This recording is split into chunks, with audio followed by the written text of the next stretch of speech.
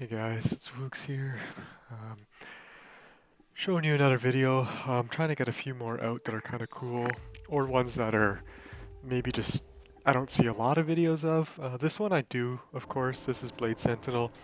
Um, I wanted to make this video because, well, actually, I kind of crafted a claw that, by first look, it's not that great, and maybe people would just throw it away. I still don't think it's worth much. It's a pretty simple claw, but it's actually quite good for Blade Sentinel. It's not the best. You can do it a lot better. It's not the biggest DPS, but it works really well for these fights. And I kind of wanted to show that to kind of maybe, I don't know, give some more options out there or make people realize that, you can look a bit further than just the stalkers or, a +6, +7 claw. I kind of showed it very briefly there. You can pause it, but I'll talk about it at the end. But really, it's just a +3, so it's like 1 to all skills, 2 to assassins. But then it's just a fool's mod, and it's just giving me 1500 AR, which is just covering my entire AR needs just on the claw, which is extremely helpful. It also has 15 DS and 3 sockets.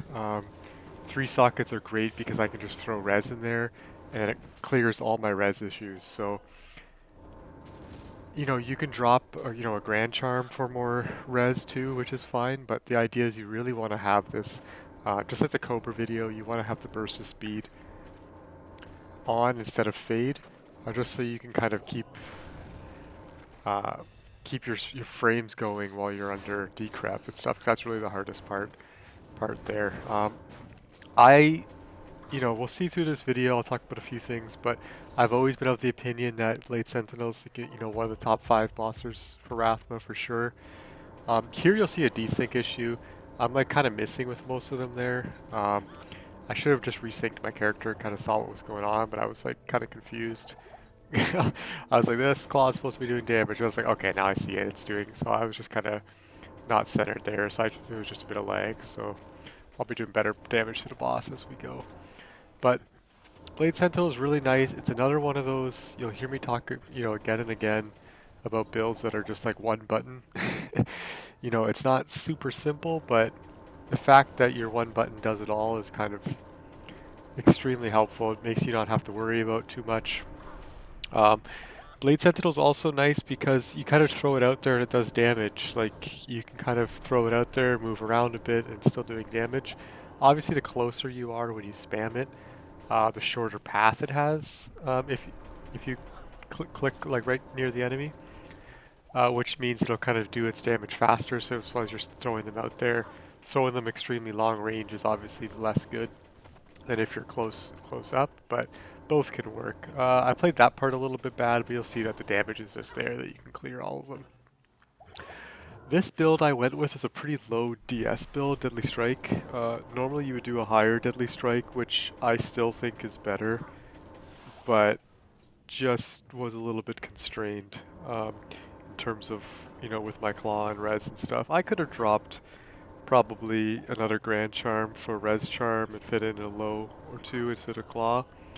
But I just kind of wanted to show what it was like here. So this is not like a BIS damage or anything like that or insane gear. It's kind of, nothing budget, I would say, but something that you could plan on to do, relatively early in the season. It's not going to be right away. I mean, if you get some really good drops and stuff. The charms I have are not that super high life ones either, so that's, kind of nice. So you can get these stats probably pretty achievable, I would say. So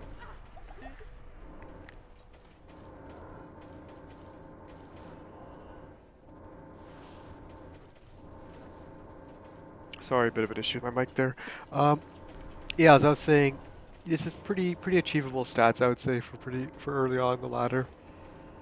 Um, Now, one of the reasons Blade Sentinel is so good, I mean, besides the one I already talked about and the high damage and just the ease of play, you get a really high claw block, which is obviously really good. It's kind of insane for um, these kind of fights, just be able to block a lot of that damage. But, people might disagree with certain things, but I think it's extremely easy to gear for. You know, you're going to use the Andes. The chest, you can really get away with a lot. I mean, plus skills is also very equivalent to enhanced damage. So anything with plus skills or enhanced damage or both, life, FHR, faster run walk, res, all those things are good. I mean, res means that you're, you know, not dropping a charm or you know, fitting another low in your armor, like, or so your claw. So there's a lot of options there, I would say. And you know, there's some things that you have to do, and of course you need a decent claw, but like I said, there's really good options here. I'm showing a pretty basic one. You could also do it with stalkers, which is extremely good as well. So I think it's very easy to gear for, which is very helpful, and I also think it's quite safe. Um, you're not going to be like a Fury Druid or a Summoner Druid or a Zerk Barb and, you know, end up with half an inventory of Rejuves at the end of it. Um, but you're going to have a pretty decent time, and you're not at too much risk of dying. Of course, there's some crazy damage sometimes, and you have to play a bit careful. But this was me coming off of doing all the Sork nonsense, hadn't touched my assassin since the Cobra kill. Literally, you know, I had that claw I crafted when I was trying to craft something for my Claws of Thundersin, and I had it sitting, and then all of a sudden this guy that I was trying to buy a Blade Sentinel Plague base came on. So I was like, oh, alright, I just rolled that and went straight into this. Like, the gear is not really optimized for an Assassin Blade Sentinel. It's kind of just putting together what I had without too much practice. And that's not really anything on me. It's really that this build is just, it's just really strong, and I'd say there's a lot of forgiveness in it. Like, there's an optimal way to play for sure, but ultimately throwing out your, you know, sentinels and running around, you're going to be able to do damage while you're dodging. So, you know, you don't really need to be the most optimal play as long as you're getting them out there and you're keeping decent positioning. You'll have a really high success rate, I think. Standard stuff with most plays, you know, I want to get the Conjuring Souls dead first because those fissures on the ground do insane damage. And then you just want to make sure not to stand in those fire patches for too long. And you'll see here the damage on these knights is actually really good. It's not crazy good because of my, I don't have like insane damage on the claws and stuff, but it's really good, I would say. Now, the idea there, so you're just clearing all the knights. You can do long range ones too, as you saw there when I did with that one. But if you're a bit closer, you'll be able to do a lot more damage, but it's a bit more risky, so I would try to keep a little bit of distance on that. I don't think phase 2 is super interesting. It's good for practicing, obviously, for phase 3 when you get into the big damage there and how to handle Void Knights. But your damage versus the boss is just really good. Another strategy I'm using for all my builds, as you see, is really trying to judge around at his health, at the half health, trying to make sure I'm pretty full on pots. You know, you can't really always be full because you get hit by a spear, but you saw I was only two pots down by the time the knights came out, and that's really what you want. So this is really good positioning for the knights. You don't want to stand still, kind of like the Sork kill I did. You want to kind of kite around a little bit so that you're never taking direct damage. But you do a little bit more direct damage one-on-one, so you can kind of blow up a single one standing by itself with a bit of ease there, so you're okay to take that risk. I mean, that's a big spear chunk there. It's kind of what this fight's all about. You're always going to get cases where you come down pretty low on basically every build, since it's percent damage even on the big bears and big druids too. So now that was a bit bad start positioning, but I decided to move back to kind of just give myself some space. And that's really what this fight is all about on all classes. And I don't mean giving space, I mean like setting your own tempo. If you start getting overwhelmed by the knights or by the bosses, you know, they're just going to keep overwhelming you, and you're eventually just going to blow through your pots and die. So you got to kind of make sure you're fighting on your own terms. There is scenarios where you're gonna have to just push through it, like in a really bad, caged in a corner with the knights around you. You got to find a way to get out of that. But in general, you want to make sure that it's on your tempo. So you don't let the knights come out unless you have a lot of pots and a good positioning. Try not to double phase if you're able to. During men down phases, you can clearly fill up your pots as opposed to DPSing down if they're not at a good position. So definitely, and even when the knights are out, like you don't have to kill them right away. You can kind of run first and find a good spot where you want to start doing damage. If you run to a farther side of the arena, they will start chasing you. So you can kind of use that a little bit to your advantage to kind of pull them away, to get them more grouped up in the center.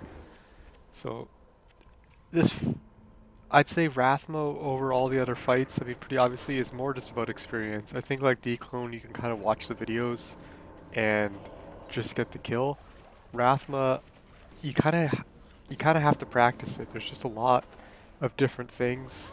Like the phase one, what you deal with in phase one with Mendel and the Spires is completely different than what you deal with for the rest of the fight. It's almost like a different mini game entirely. Phase two gets you kind of understanding the Void Knights so you're comfortable, and then phase three kind of turns that all up on on itself because what you're handling in the Knights is very much different now that you have constant poison damage coming out, sludge novas that you have to dodge. So it's just about getting comfortable with you know the damage that's there, what damage you need to do, and the dangers of the fight. So we're gonna go into phase three here. I think, yeah, just taking a few seconds, making sure everything's up and ready. But here we're just gonna get our BOs on. We're instantly caged, but luckily Blade Sentinels kills it. We're just gonna try to get the bosses down, get a bit closer to Mendel so we're inside that center ring for the Sludge Nova. Because once it changes its animation on the sludge, that's when you start taking damage, like right there. So those bigger balls is what actually does the damage, the little ones don't. So if you're inside that inner cone, you're not taking the sludge damage. Bit unlucky here, to be honest. I have, he spawned he spawned two Conjuring Souls as opposed to just one right after I killed the other one. And then, of course, at that same time, Mendel decided to do his double sludge, back and forth sludge one. So I'm actually probably gonna run out of pots here, just dealing with this. So I'm just gonna, again, try to get on my own terms here, get enough pots in my inventory that I can, kind of reset the fight. And then, as opposed to just like going right into it again, like you can kind of take your time there, make sure your pots are up good. Now that Mendel's phasing here, I'm feeling like I'm in an okay spot, so I just kind of keep damaging down. You could, or should actually, I would say, refill your belt there. See, I kind of stuttered, stepped back in there to try not to get hit by that Sludge Nova. Assassin's obviously a bit more forgiving because you have Claw Block, you can block the Sludge Nova and the Teeth. You can't block the Spear, of course, but you can block a lot of other damages or even that Cold Nova. So you can play a bit more loose because of that. So here, you have quite a few pots left at this point, and you just have the one Void Knight phase left. So really the name of the game is just not dying. And what I mean by that is you can kind of over pot here now. So every time you take any reasonable damage, just pot.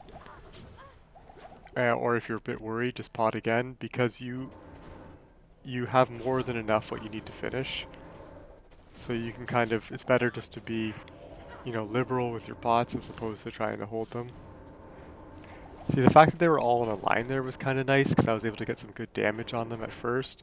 So now I can kind of from far, just kind of finish off that last bit of damage, killing off that physical one first if you can. And then there's the last guy right there. We're going to finish him off. And you see we got plenty of rejuves left at this point, so and we only have the two bosses left. So we're really just going to pot at every instance of damage, just to keep safe. And that's what I was kind of saying, that the Blade Sentinel is very safe, is that you do so much damage that you can really just pot almost any instance of damage once you get comfortable with the fights. So anytime you're below half health, you can just instant pot and not be worried about running out. Now that's not the best positioning for them against the wall, so I'm going to try to pull them away here, just because it's a bit hard to get a good Blade Sentinel damage when they're up against the wall like that. There you go, we just kind of finished it off. So, you know, I used a lot of extra pots there at the end, but that's just about keeping it safe. So I'm just going to BO here. So I don't have crazy high Blade Sentinel damage. We saw there my AR is, you know, like 24k or something, but that's just kind of this claw, what it's doing. And I had some just random gears. You see here, you know, +3, 30 IAS. It's like you might pick that up, you might not, but it's a really good claw. So all the AR and the strength is coming from my jewels. Here, decent amulet, nothing crazy. A plague base with Blade Sentinel. Really good plague base, actually. A nice armor, 147 ED, nothing crazy. 1 skills helps. The ghoul hides I use on everything, pretty much. Natures, Snow Clash.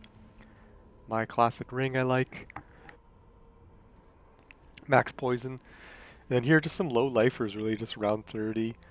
Um, so nothing super crazy on the charms.